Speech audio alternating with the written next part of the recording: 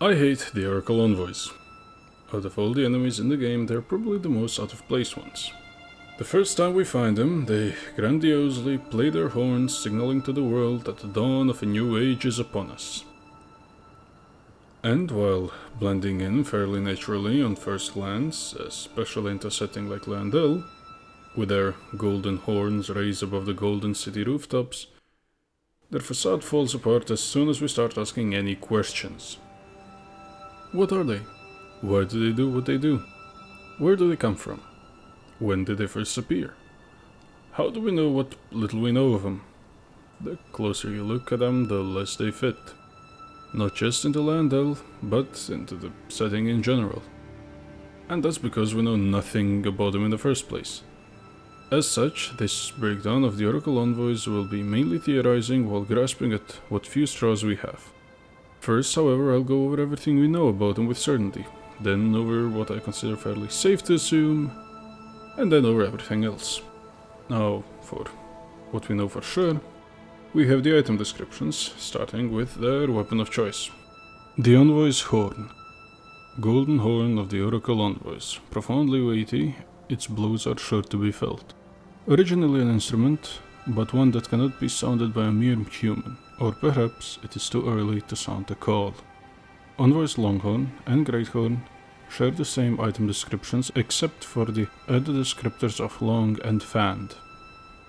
Next up we have the Oracle Spirit Ashes, whose description states: Ashen remains in which spirits yet dwell, used to summon the spirits of 4 Oracle Envoys. Spirits of a monstrous band of musicians who employ sacred arts. It is said that when Oracle Envoys appear playing their pipes, they do so to herald the arrival of a new god or age. The last item directly related to them is the Envoy's Crown, which states: the soft bundle worn on the head by Oracle Envoys, densely wrapped in several layers of cloth, raises the potency of bubble-based skills. No one knows what the cloth hides, but some claim to have heard a faint whimpering from the inside. It must have been their imagination. And that's all the info we have on them that directly references them and is from their item descriptions. Other things we can glean come from directly observing them. First, the only other item they drop other than their instruments is a strip of white flesh. I believe that this item is key to understanding the Oracle Envoys, but we'll get to that in a little bit. Secondly, they are only found in 2 locations in the game. One is in Landel, where most of them are situated on the wall and play their horns while facing the city. It's notable that there is a group of 3 envoys on the inner city wall as well. The other location we find them is the canopy of Michaela's Haligtree. This, of course, asks the question whether or not they are a species innate to the Earth Tree and what sort of relationship those 2 lifeforms have. I believe that there is none, and that the envoys are near those great trees only by coincidence. That being that the current age is defined by the Earth Tree, and as such is crucial to the next age. The Haligtree too is where Melania ascends to Goddess of Wrath, and as such warrants the envoys. Thirdly, we have the colors associated with them. Their skin is a palish blue, and they notably bleed some kind of dirty brown blood. The cloth they wear is a pristine white, and from what I found, it's probably the most pristinely white clothing item in the game. To this too, we will return in a bit. And lastly, we have their names. Oracle Envoys.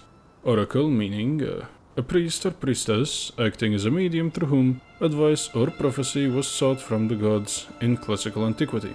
And envoy meaning a messenger or representative, especially one of a diplomatic mission. I believe that their name ultimately holds the most significance when it comes to understanding what they are, and we will get to that too once we explain everything else. And yes, this is everything we have on them. Everything else is mostly speculative, so let's just start with the speculations. First, they aren't human, humanoid, or human adjacent. The descriptions of their ashes explicitly describes them as monstrous. From what I understand, the word monstrous is used in order to describe their inhumaneness, rather than describe them as dangerous monstrosities. Following that, the only thing they drop, other than their weapons, is the strip of white flesh. And while the item itself only tells us it comes from a bloodless creature, the fact that they drop it is telling. The strip of white flesh drops from octopi, slugs, crabs, squirts, crayfish, oddly enough turtles, and from the envoys. If we exclude the meat dumpling, which is purposefully left vague in terms of its meat content, this strip of white flesh is the only meat item in the game that drops from a quote-unquote humanoid creature. All the other meat items, namely sliver of meat, beast liver, lump of flesh, and turtleneck, all drop exclusively from animalistic enemies. That's why I believe that Envoys, in a sort of genetic sense, are more closely related to the squid or slug side of things rather than the mammal and the especially human side. Next up we have their potential ties to the Albinaurics. Others, namely Vati, Square Table Gaming, and the Inhuman One, have already made the comparisons between those two groups, and it's undeniable that they have certain similarities, namely impairedness when it comes to their legs, where Envoys have none and the Albinaurics have faulty ones, and elongated arms as seen in the first generation Albinaurics. With all due respect to Vati, Square Table Gaming, and the Inhuman One, the Envoys are not Albinaurics. First off, blood colors don't match. The Albinaurics of all generations have a pale silverish blood color, same as silver and mimic tears, while the Oracle's blood color matches perfectly with, for example, crabs. Secondly, the Albinaurics draw ire from the current Golden Order. They are hated for being untouched by the grace of the Earth Tree. They are outcasts at the best of times and hunted down at the worst of times. And yet the Bubble Boys face no such adversity. Even in Landel, they stand where they stand because that's where they want to be. To them, entry into the city isn't barred, as some stand at an open door to the city, while a group of 3 stands in the middle of the city unbothered by 3 guardians, the gargoyle and the pages. Keep in mind, this is the city under the rule of Morgoth of all people, the guy who keeps his own species in a place called the Shunning Grounds, so if the current order had any problem with the Envoys, as they do with other Grace Untouched like the Omen, I have no doubt that they would have been dealt with swiftly.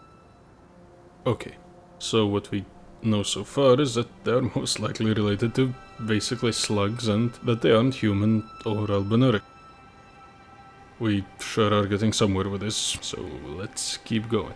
While we are at the topic of Albinaurics, we should take a look at the other underground originating enemy type that may have ties to the Envoys. The Claymen. The Claymen are an interesting bunch. Their item descriptions describe them as priests in the ancient dynasty, their spells are described as oracle spells, and they take form of bubbles. However, their items and spells signify an affinity towards intelligence, not faith. I believe they are one of the first attempts at creating artificial life, which of course was later followed by the Albinaurics. Basically an attempt to synthesize oracle envoys for what one can only assume is the ability to see or predict the future. If going by Smotown's timeline, as crafting an original timeline far exceeds the scope of this video, this tells us that the oracle envoys have existed since at least the age of the Dynast civilization, which places them at a point in time close to, if not overlapping, with the empire of the ancient dragons. A short mention goes to the Dynast as well, the prophet who prophesied the arrival of the Great Tree, which would, in one way or another, affect all the eras to come. Another long-armed fellow with a knack for reading the future who may or may not have ties to the Envoys. Another reason why I believe that they have existed for as long as that is this line in the description of their spirit ashes. It is said that when oracle envoys appear, playing their pipes, they do so to herald the arrival of a new god or age. The wording here is purposefully left vague as it is. The use of "it is said" signifies that what is said is an assumption on the part of the group, in this case the populace of the lands between. It is odd that, despite their proximity to Landel, it seems that no one has bothered to just walk up and ask them what they were doing. This paints the oracles as figures who have never given proper reason as to why they do what they do. This also means that they appeared enough times for the people of the lands between to be able to make up their own theories, and it appears that they have been there on enough separate occasions that a pattern has been built for new gods or ages.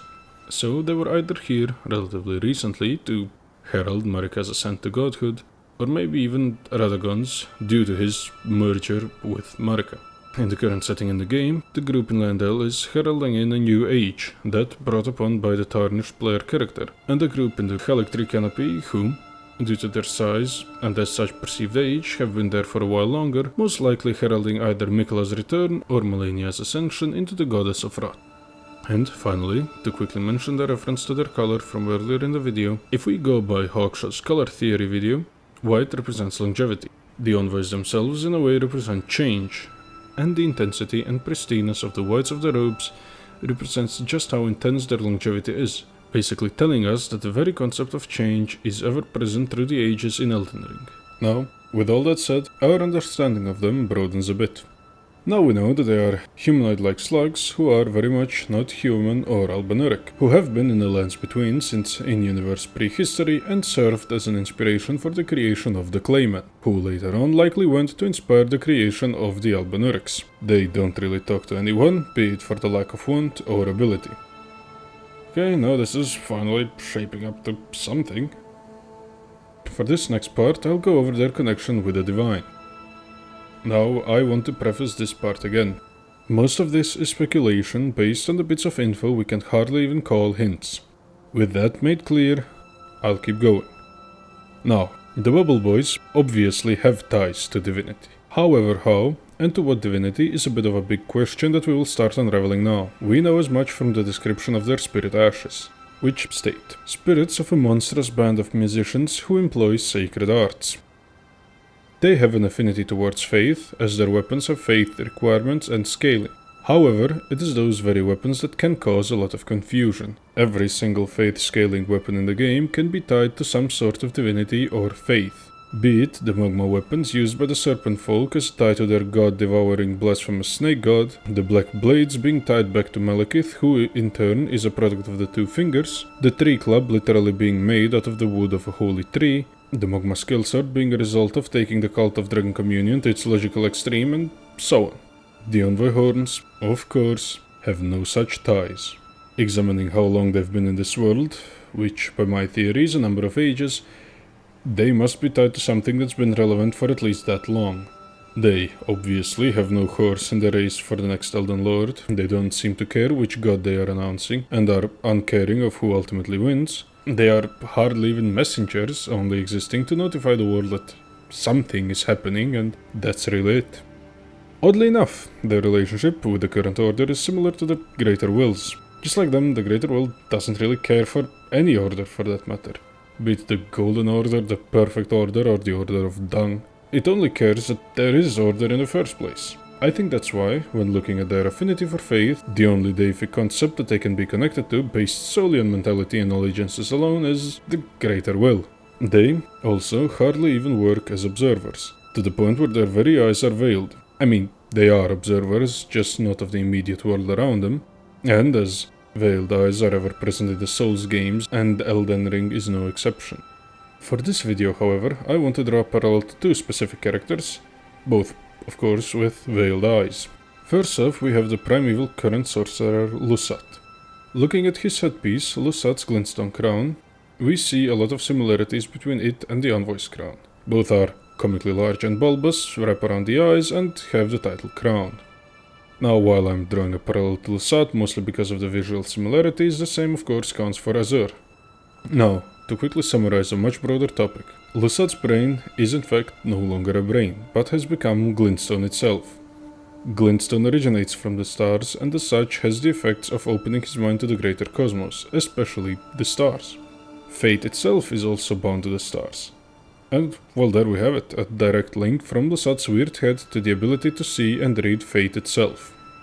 This also sets the precedent that, to truly understand the machinations of the world, one needs to expand their mind in both a figurative and literal sense. On the other side we have the ever-brilliant Goldmask, whom I only mention as an example of how an individual can establish direct communication to a god.